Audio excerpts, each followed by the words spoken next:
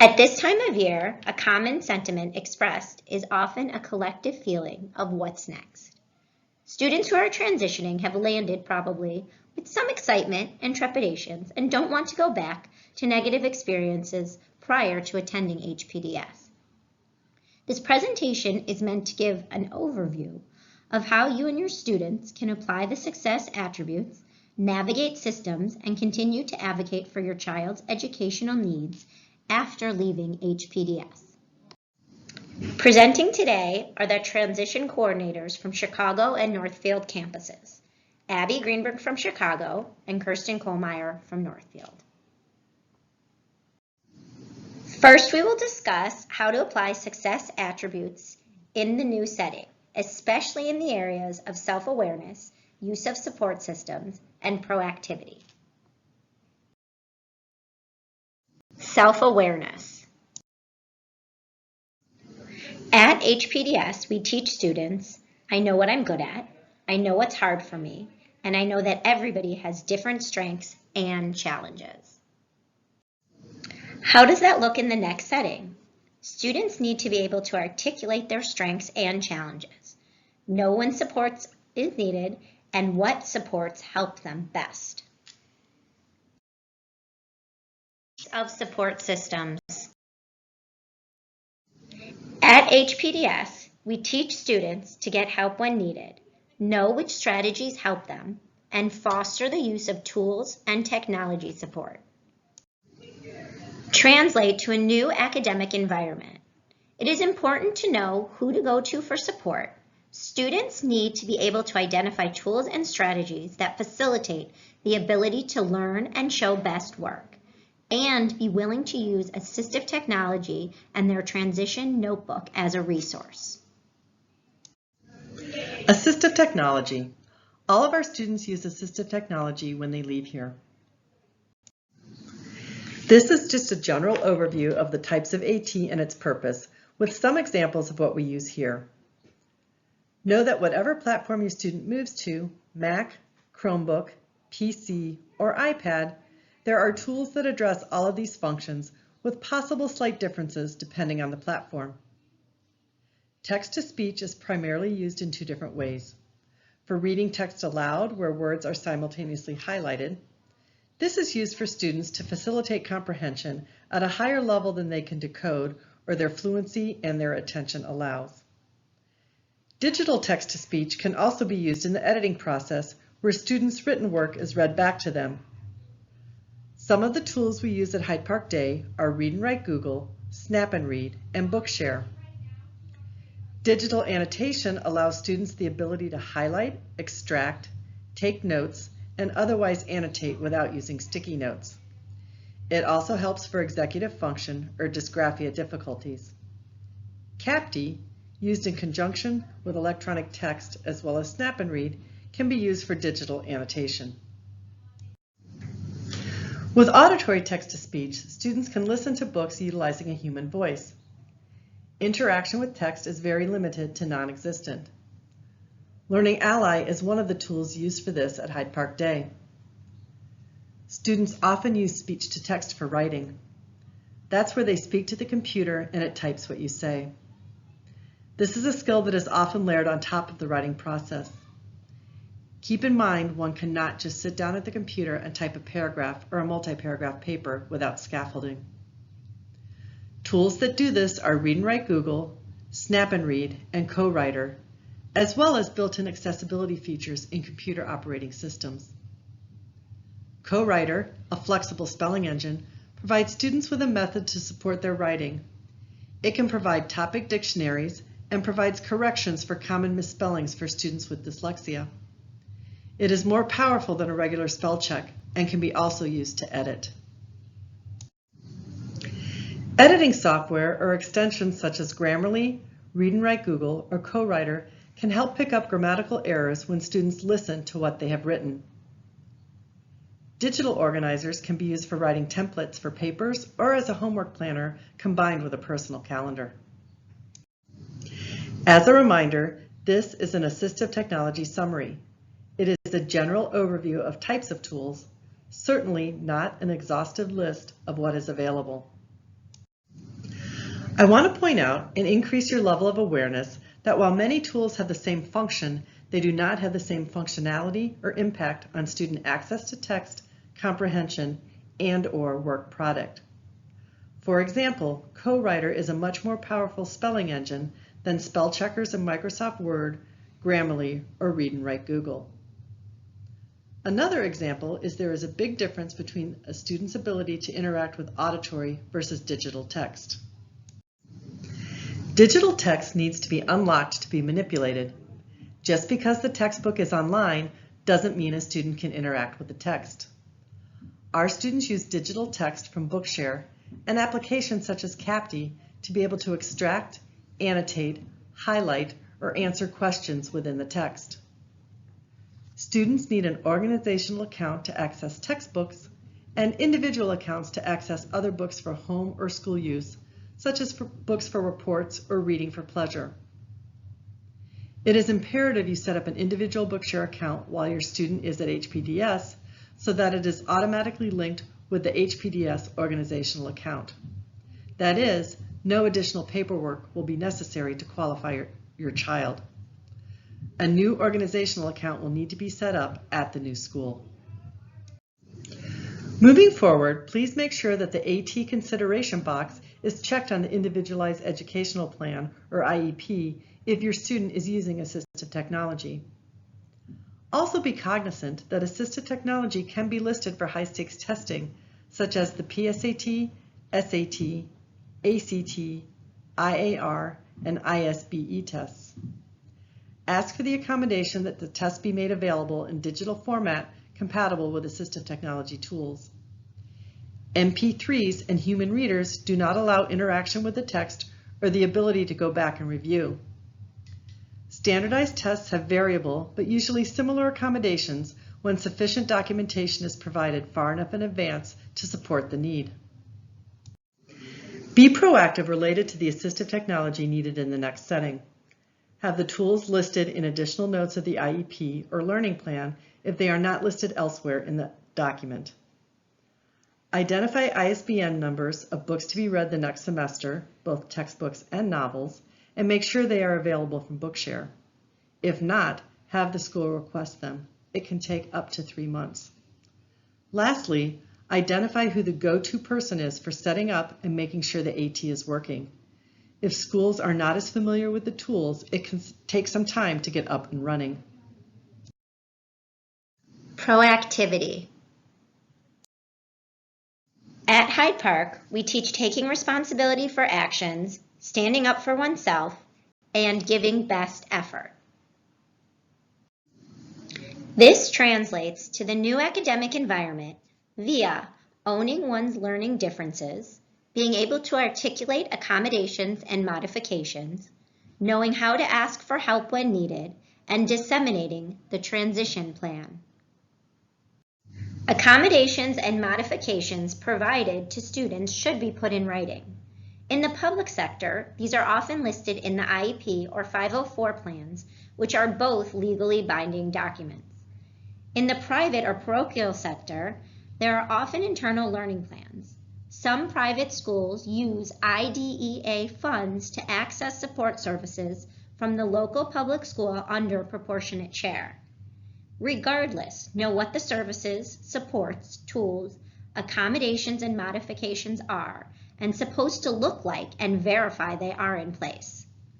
Allow for a short period of adjustment for things to fall into place for a new learning system or team. Ultimately, students do well when they self-advocate and apply the success attributes learned at HPDS. Those attributes include self-awareness, goal setting, proactivity, perseverance, emotional coping strategies, and use of support systems. Teachers and teams change. Tools and educational expectations change. The need for advocacy is an ongoing process that waxes and wanes over the course of a student's educational career. Bottom line is it imperative to advocate for learning supports, needs, and AT tools on an ongoing basis. Do not wait until something becomes a big problem. Yes, it is true that over time, if you don't use it, you lose it. This holds true for accommodations and modifications in a school setting. Schools will allow for a period of adjustment, but students do need to demonstrate consistent tool usage and benefits for them to remain on a learning plan, IEP or 504. This is for tools as well as extended time and other accommodations. A documented history is necessary for high-stakes testing as well as continued need in college. To be able to advocate and navigate systems, a brief review of special education terminology is in order. Let's take a look at the alphabet soup of language of special education. The terminology we're going to review is related to the public school system, but note that many private schools have their own version and terminology related to learning plans and interventions that are similar to the ones we are going to cover. An IEP is an individualized education plan which details annual learning goals, special or direct services, and supports provided to meet those goals. A 504 plan lists accommodations and modifications that allow a student to access the curriculum. RTI is response to intervention, a process that monitors how a student is responding to different types of services and instruction. The case manager is the primary contact for both students and parents. They coordinate delivery of special education services.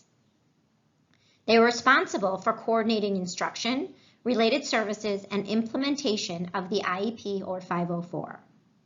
In a private school setting, the learning specialist often acts as the case manager.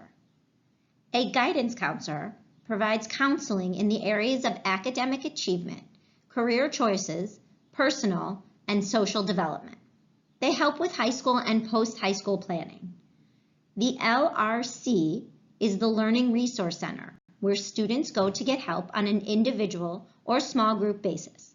Levels of structure and support vary. Related services are what we call IS at HPDS. They're not strictly educational and include OT, PT, speech and language, and social work. Accommodations allow students to access the curriculum.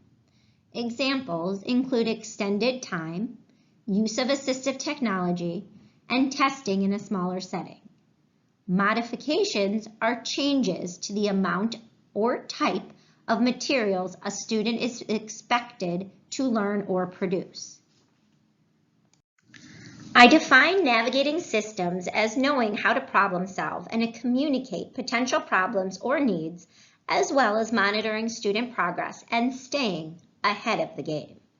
No teacher, parent, or student likes surprises. It's knowing who to go to for what and when, as well as how to intervene if it is needed.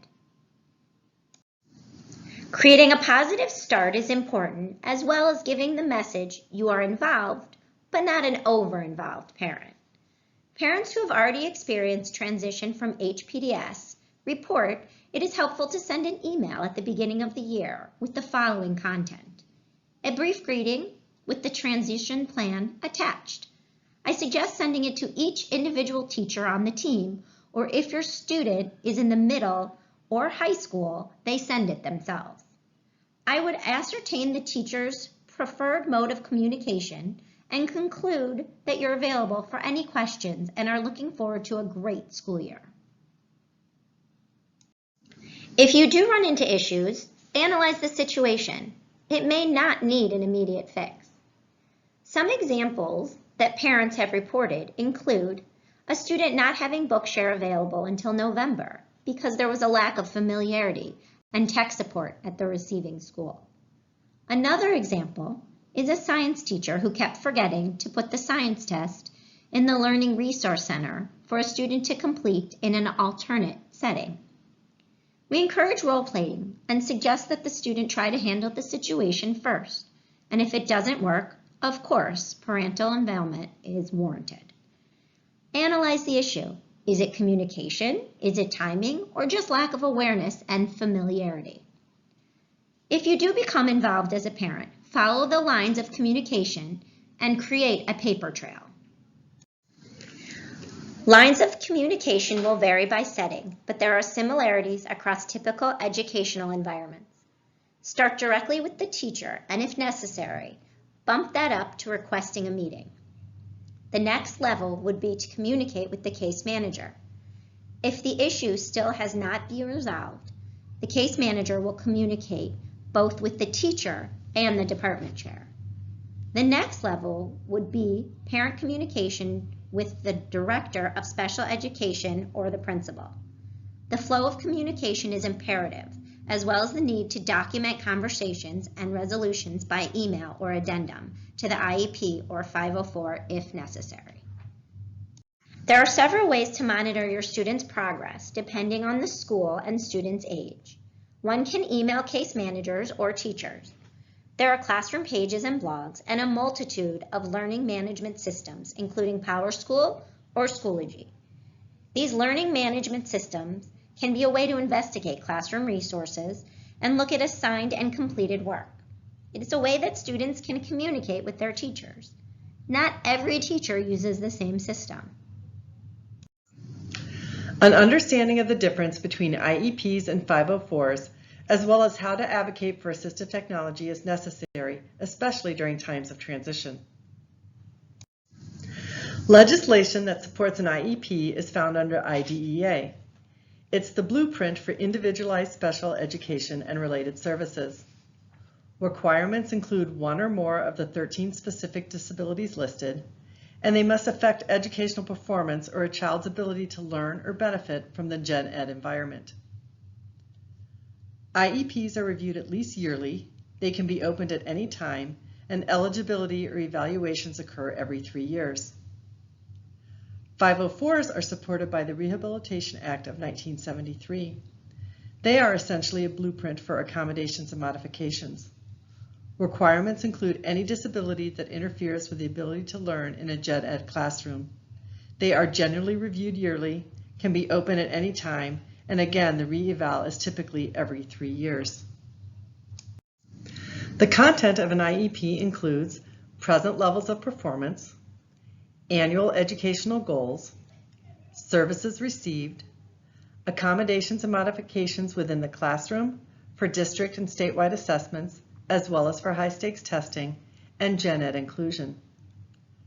Content in a 504 also includes accommodations and modifications as described.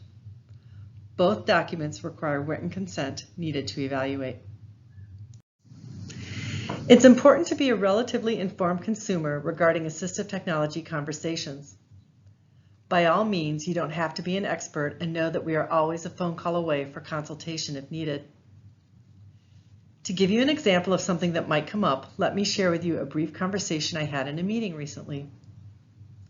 I was at the table with the special education team, and we were discussing access to text that was above the student's independent decoding level. The school said it shouldn't be a problem. They either had human readers or audiobooks that a student could use to take their test.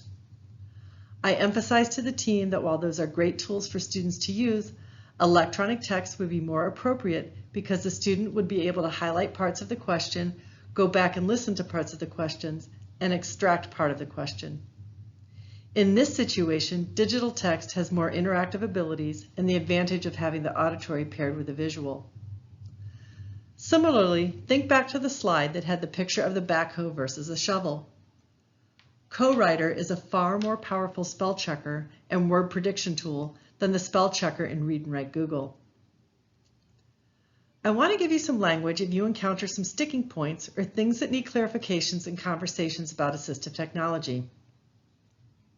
I can't imagine this happening, but if a school does say they've considered your child's need for a certain tool that you requested and have determined that your student will not benefit, you could respond you'd like to review the documentation that supports their decision and ask for data regarding your student's performance with the tool and without the tool. This would ascertain if there is data, as well as evaluate the impact of the tool. I would also ask for data on student and staff training to determine the level of competency of the skill set in the use of the tool and attempts at implementation. If you hear something along the lines of best practice suggests we begin with no text solutions first, you can respond that AT consideration is not a linear process of trial and error, and that all solutions need to be explored to minimize the impact of persistent underperformance and/or frustration. We can't afford that can be refuted with cost cannot be considered a factor in AT consideration. Be careful when you hear, we have tools that do the same thing. In fact, they might, but to be sure, I would ask for a breakdown of all the work process and product aspects and ask how the tools here would meet the identified needs. If a school is not sure what types of AT are out there, you could ask what steps they will take to fulfill the AT consideration mandate. If a school does not have in-house resources to perform the evaluation, they often hire consortium teams to evaluate a student such as NSSED or NSSEO. Most of the tools that our students leave here using are now fairly mainstream and usually do not require this level of intervention. It's rare, but occasionally I find a mindset that expresses they don't want a student to become dependent on a text reader and say things along the lines of, when will he ever learn to read? This is usually based on a lack of knowledge and a lack of awareness of literature supporting alternative access to text. I usually respond with a question inquiring that if a student doesn't have the independent reading skills that are at or above grade level text, fluency, comprehension for the volume and pacing, how will the team assure that the student has access to the curriculum at their thinking ability, not their decoding level? Sharing UPAR data can be very helpful in this case. I think some schools genuinely try and comfort parents when they say something along the lines of, your child is not the only one that struggles with this problem. I would just make sure to state that while you appreciate their concern, your primary interest is the success of your child and what can be done to ensure that your child demonstrates their abilities via leveling the playing field. If technology is provided, it does need to be documented in the IEP or 504. Not only does it need to be documented, it needs to be documented in all the right places, which include general classroom use, classroom testing, district and statewide assessments, as well as high-stakes testing. If there is not an authorized person at the table to make a decision about assistive technology, table the conversation and circle back when an appropriate administrator is available. In general, our students do very well when they leave Hyde Park Day School. This graphic represents overall performance, with most of our alumni receiving A's and B's on their report cards. There's often a learning curve at the beginning of each year with each new educational team. Takeaways from this presentation are that you and your student do have the tools to successfully transition to the next setting. Let your student try and handle situations and advocate as age appropriate, and expect occasional bumps in the road. In stressful situations, take a step back and take a deep breath, and be mindful of communication channels and timing. Students do well when they leave Hyde Park Day School, and we are always a phone call away. These next two slides are resources for your reference. Thanks for your attention.